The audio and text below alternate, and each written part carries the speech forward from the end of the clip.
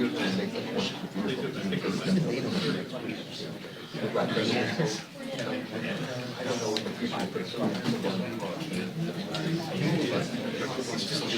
right, folks, heads up. Good morning. How are you? Good? Cold. Ready for Snowmageddon? Question is, are we going to get it today or not? We were supposed to get a bunch of snow last week and we didn't, but... We're supposed to get a bunch. Well, come on. Hey, that's for later. The shots are coming. Jeez. No. Thank y'all for being here. Republicans are making America secure and competitive. This week, we will pass two bills, one that could help deport illegal aliens who threaten our security. The other will reverse some burdensome regulations. Meanwhile, instead of joining us in making America secure and competitive, deranged Democrats are accosting security guards outside federal buildings, interfering with ICE deporting illegal aliens, and even providing instructions on how to evade deportation. And guess what they say is the new constitutional crisis? Ending taxpayer funding for sex changes in Guatemala and other outrageous initiatives. Give me a break. Come on. 77 million people rejected the insanity last November, and they still are defending it. Hopefully, they will continue to defend this insanity. Speaking of defending insanity, the government is bloated.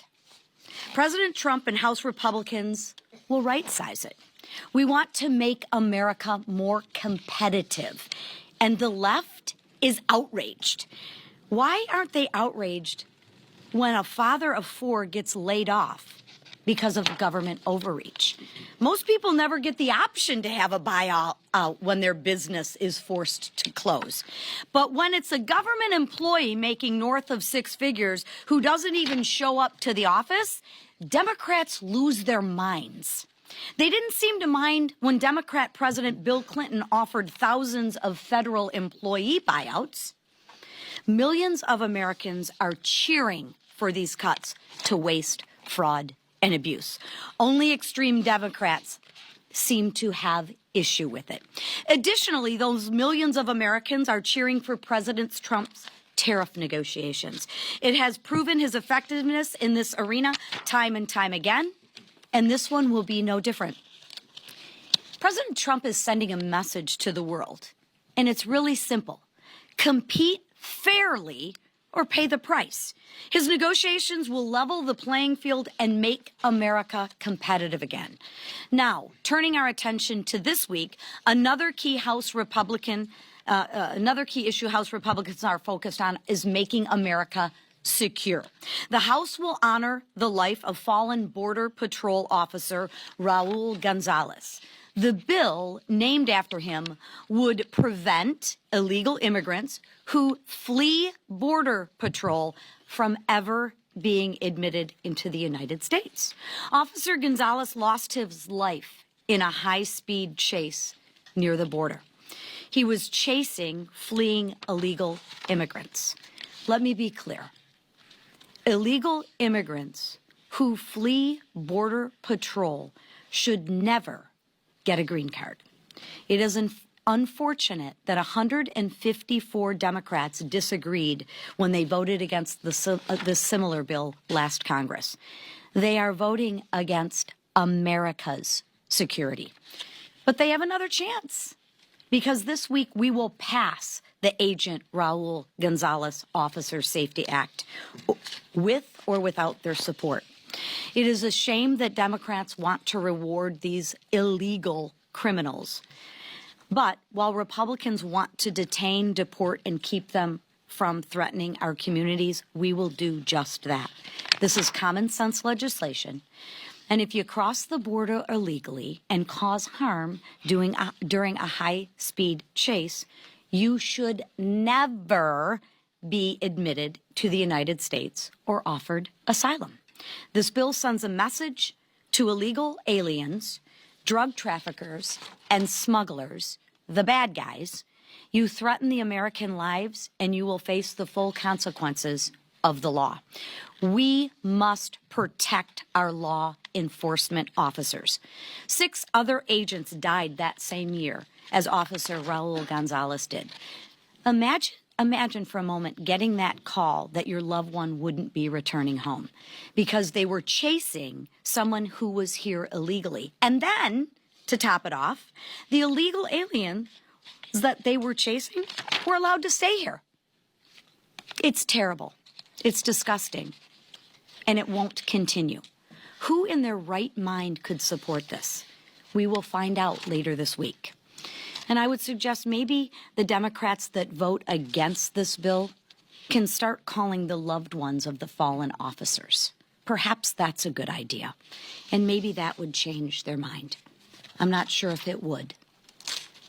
Now, we're going to hear from a member who knows firsthand the devastating impact of the border crisis.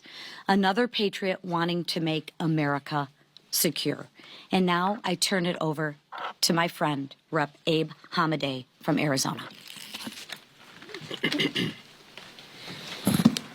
Thank you, Chairwoman, and thank you to the leadership team, Speaker Johnson, Leader Scalise, and Whip Emmer, and Chairwoman McClain. You know, you all have been fantastic and been prioritizing the border since day one, since I took office on January 3rd.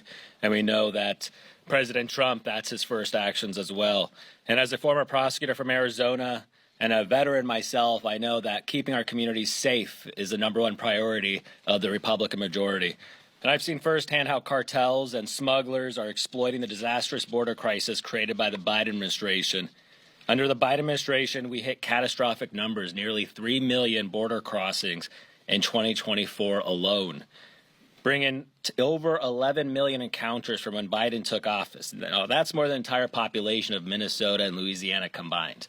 And now we've seen under President Trump's leadership, 95% decrease in border encounters in just a few weeks. It's amazing what strong and tough leadership actually does and what following the law does. And that's what the Republican majority is committed to doing.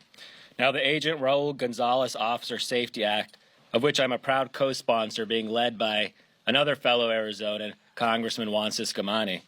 Now, it's personal for Arizona and for me. Now, these high-speed pursuits are not merely statistics. Criminal illegal aliens are putting our communities and law enforcement officers at risk every single day.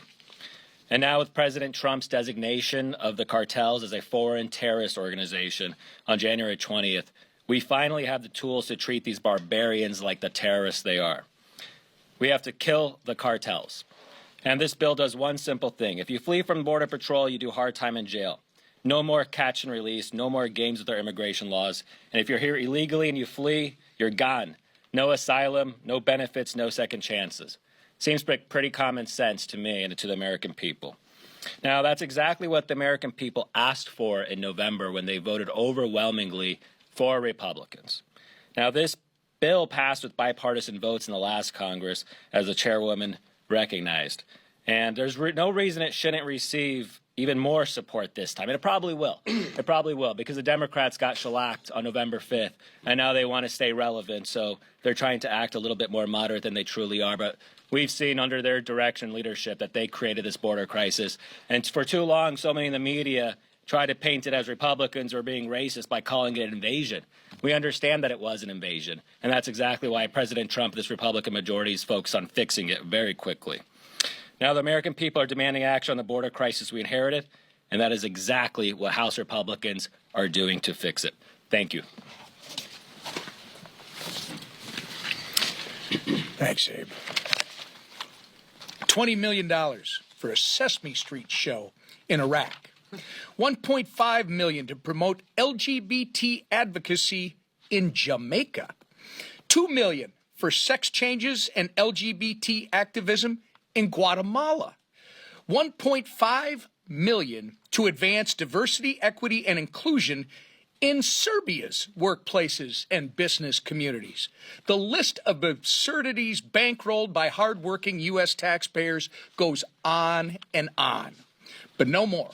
President Donald Trump is delivering on his promise to shake up the status quo in Washington by ensuring the federal government is accountable to the American people who actually fund it. Through DOGE, millions of wasted and mismanaged taxpayer dollars have already been exposed, and countless inefficient and unnecessary government positions have been identified. And they're only just beginning. What they've uncovered so far is shocking. And this is, again, only the beginning. As DOGE continues to root out waste, fraud, and abuse within our federal government, our House Republican majority stands ready to ensure that our laws follow through on the mandate given to us in November to do the same. Meanwhile, Democrats in Congress are threatening to shut down the government over policies they simply do not like. One senator even claimed the accounting of the federal government's spending abroad is a constitutional crisis. This is delusional. The Democrat Party's tantrums are exactly why they hold no majority in Congress and their candidate is not in the White House. DOGE is rightly pulling back the curtains that have been closed for years, and the outrage we are seeing across the aisle is baffling but not surprising, given their record of mismanagement of taxpayer dollars. Americans see DOGE for what it is, a promise made and a promise kept. That's why President Trump's approval rating during his first 3 weeks in office have surpassed all expectations. The golden age of America is here, and we're just getting started. With that, our leader, Steve Scalise. Thank you, Whip. We are just getting started, and it's a new day, and you're already seeing the benefits of President Trump's aggressive approach towards turning Washington back to the people, standing up for the people of this country that have been beaten down, that have been struggling under the failed policies of Joe Biden and Kamala Harris for the last 4 years. And it's been at a rapid pace. You know, if you compare Donald Trump's first month in office in 2017 to what you're seeing today, you're watching a much more focused and aggressive president who came to Washington to finally stand up and fight for those families who have been struggling. And he's taking the lessons from his first term and delivering bigger results, faster results for the American people.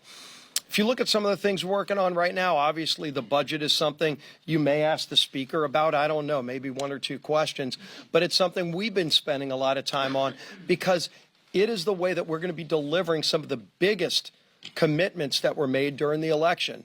Some of the biggest things that President Trump wants to accomplish are included in our reconciliation plan. If you think about it, there are a lot of bills out there, a lot of ideas out there. There's only one plan that delivers all of the commitments and priorities that President Trump has, and that's the House plan. If you think about what we're trying to do with first getting a budget, then getting a reconciliation bill, it's going to be to deliver for border security, making sure that we can build the wall, making sure that we give our Border Patrol agents the tools they need, night vision goggles, other technology like drones, so that they can more safely and effectively protect and secure America's border from the massive flow of illegals that we saw the last 4 years. We're going to produce more American energy. Yes, in the Gulf of America, in Anwar, and every point in between. We're going to deliver in that big, beautiful bill more American energy that was shut off by the Biden administration, who coddled foreign countries, made us more dependent on foreign energy. We're going to reverse that and allow our country to deliver again, not just creating more jobs, not just lowering costs for families at the pump and at the grocery store, which it will do, but allowing us to be energy independent again and help our allies around the world again. Exporting LNG, for example, when Biden said no to that, we're going to be saying yes, which, again, lowers costs here at home. And then we're going to ensure that there are no Americans that see a tax increase.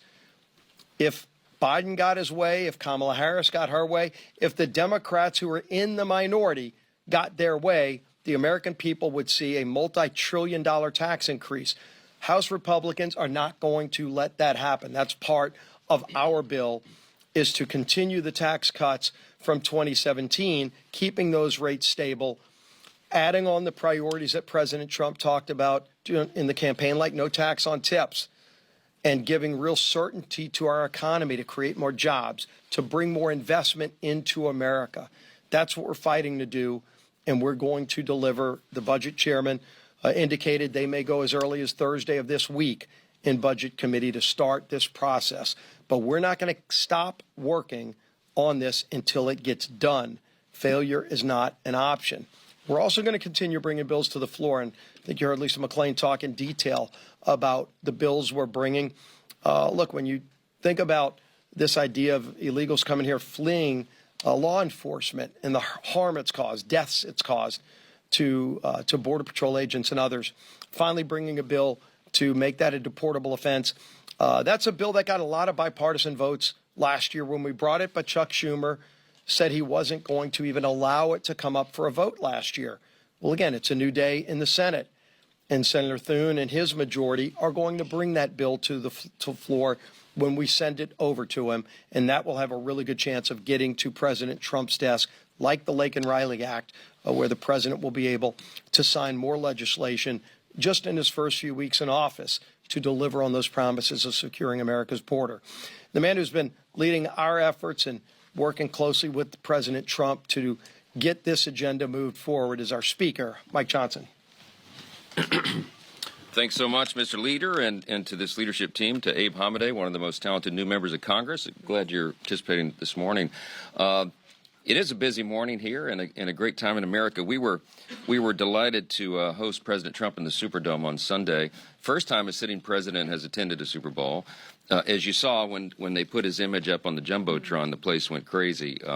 There was a lot of excitement, enthusiasm about President Trump and about, I would say, the House Republicans in Congress. We were cheered on Bourbon Street. There's something happening out there because people feel this great sense of excitement, this anticipation, this energy, because President Trump is delivering on his promises. He's delivering on the agenda, and they know that we are as well. And so a lot of the things that are being done through the executive branch are going to be codified in the House, and we're working methodically to make sure all that is possible. There was a new CBS poll that came out that said 7 in 10 Americans believe President Trump is, doing what he said he would do. And that's promises made, promises kept. So you're going to see that continuing theme and the theme of restoring common sense around here.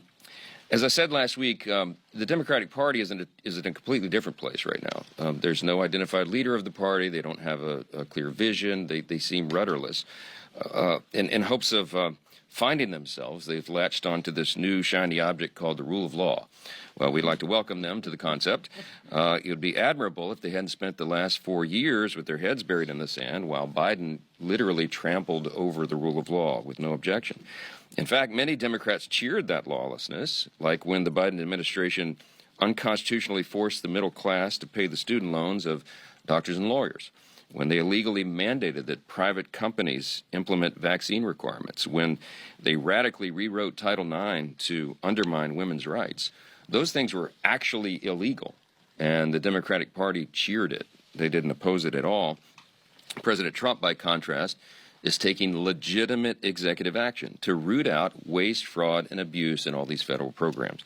That's what the American people demand and deserve. That's what they voted for. They voted for a real analysis and a real change, transformational kind of change in the way the federal government works. And the only people who take issue with it are these same congressional Democrats who never before had any issue with unelected staff or even bureaucrats running the White House for the last 4 years. That's not what's happening here. The president has empowered his new cabinet secretaries and the DOJ effort and all of these branches, divisions in the executive branch of government to go and find where the abuses have taken place. And every time something new is unearthed and uncovered and we share it with the people, they applaud that this has been discovered, and they want us to keep going, and that's what's going to happen. You heard a lot about what's happening on the floor this week. I just want to highlight one more thing, that the House is going to vote on the Midnight Rules Relief Act. You've heard about this, but this legislation will amend the Congressional Review Act to allow Congress to overturn multiple regulations issued in the final months of a presidential administration with just one single vote. That's important for efficiency purposes and because of the facts that we're dealing with right now. In the waning months of the Biden administration, over 1,400 unnecessary, harmful, last-minute rules were imposed. And those are things that hurt small business owners and hardworking Americans and families. And this is the type of legislation that we'll move this week that receives little fanfare outside these halls, but it has the real potential to make a substantial impact on the lives of everyday Americans. You heard a lot about, I won't repeat it, but the Agent Raul Gonzalez Officer Safety Act is critically important. And again, just one more example of how we are delivering on the promises, taking care of the border, making American communities safe again. We're going to be unleashing American energy dominance again and restoring our stature on the world stage. Peace through strength and all the things that make America strong and secure. And I'm delighted that we have a commander-in-chief who's leading that charge, and it is a great delight to see him applauded all around the country everywhere he goes, including at the Super Bowl. So I'll take a few questions this morning. Jeff, line 4. Mr. Speaker, this relates to the budgeting process and your statement that the Democrats had failed to engage in any meaningful conversations over the past few days. I was reading an article that quoted Jim McGovern as saying, well, first of all, you are full of blank. You can fill in the blank, a liar and a total shill for Donald Trump and Elon Musk. I've covered you for more than a decade, dating back to your time in the Louisiana legislature. Never heard anybody say anything like that about you, ever. And I wondered if you had a reaction to that. Bless his heart. Look, the Democrats are flailing, okay? I get it. They've engaged in some pretty crazy rhetoric over the last couple of weeks, and you know, we're going to shut down the city, we're at war, I mean, you know, we're going to fight them in the streets, and you've all seen that covered. It's because they're kind of in panic mode in the party over there.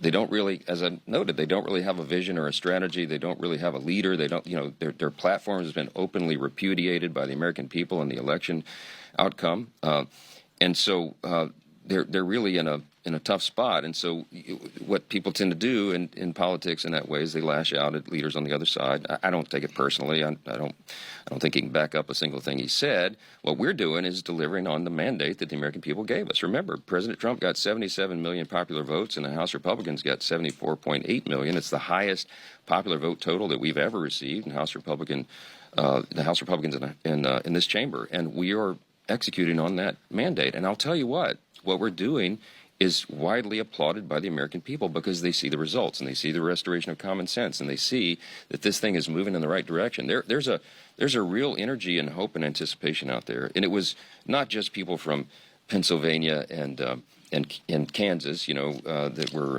at the Super Bowl in Missouri or any other state that was there. People from all over the country were there, and Louisianians, and it was a great sort of microcosm of the country, just out in the streets in New Orleans, just enjoying it, and everywhere, people are saying that they're really excited about what they see happening in Washington. That doesn't happen very often around here, you all know. And so we're a part of that. We're excited about it. And when you're making big change, it ruffles some feathers. But this is positive change. It's good change for the country, and we're excited to be a part of it. So, yeah. Chad, I'm sorry. And I won't ask you about the weather. Okay, good. You talked about codifying some of these things that they're doing in the administration. Will we see some of that codification in the CR or spending round in mid-March, and or will we see that come the fall round? Well, the reconciliation process is where you're going to see the lion's share of that, and it is by design. I mean, everybody knows how it works. The reconciliation process is effectively a partisan a mechanism. It shouldn't be. I mean, what we're going to be doing are things that are great for every American, and we would hope that some Democrats come along with us on it. I hope they will. But the reconciliation package is going to have most of those provisions there. Now, along the way, throughout the year, you'll see this flurry of executive activity and all the executive orders. A lot of it really does need to be codified so that it's more permanent. It can't just change every time you have a new election. So we're working through that list to try to see how much of it we can do. And so you'll see that as a steady stream throughout the year. So a lot put in reconciliation. Perhaps some of it in the approach process. We'll see how that develops, but then you'll see it as a steady drip throughout the year. So, yes. Mr. Speaker, Go ahead. More and more courts, federal judges, Republican and Democratic appointed judges, have said that some of the Trump actions, early actions, would put a halt to them. J.D. Vance said that judges aren't allowed to control the executive's legitimate power. You're a constitutional law expert.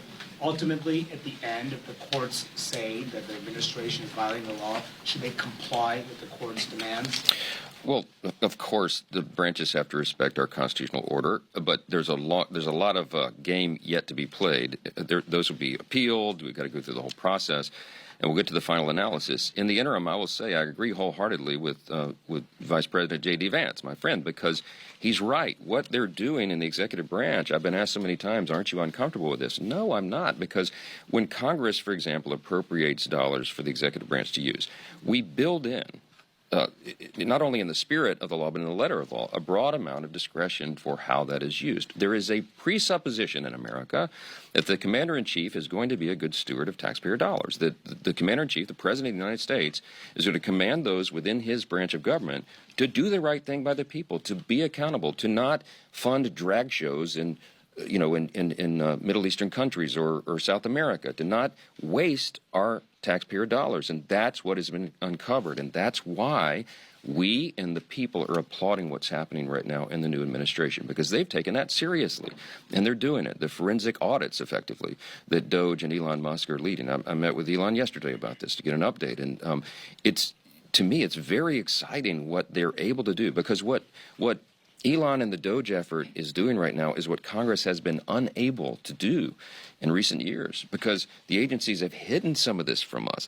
There's a lot of oversight activity that goes on around here all the time, you all know, but when duly elected representatives of the people request information to find all of these abuses and it's not turned over to us, what it takes is an actual audit of the systems and the files themselves that are often hidden from Congress. That's what you're seeing right now.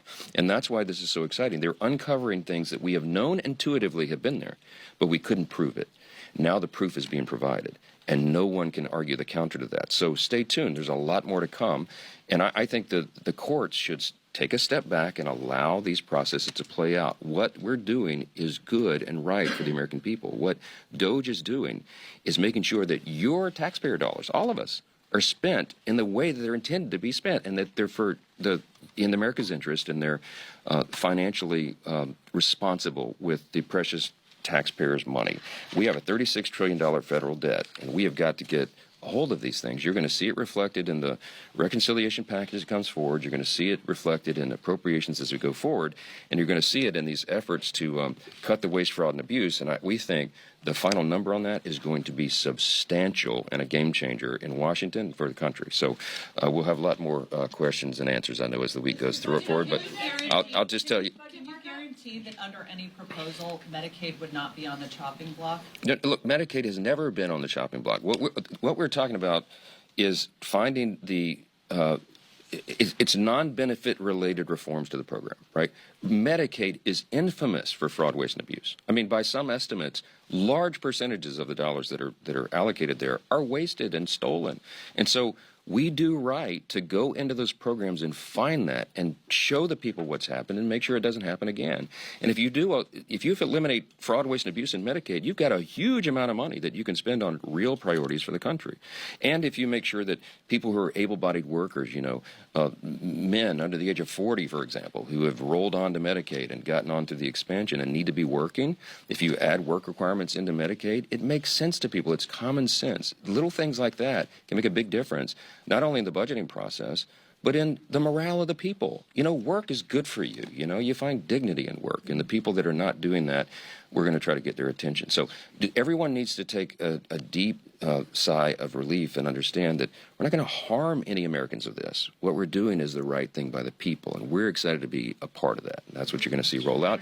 And on the budget, yes, a markup is going to be scheduled for Thursday. That's the intention. The budget chairman Arrington just spoke to conference and said that we'll be rolling out the details of that probably by tonight. If they notice a markup, they can do it by Thursday, and we are right on the schedule that we need to be on. So stay tuned for more developments. Thank you. Thank you. For 2 weeks, is that your plan?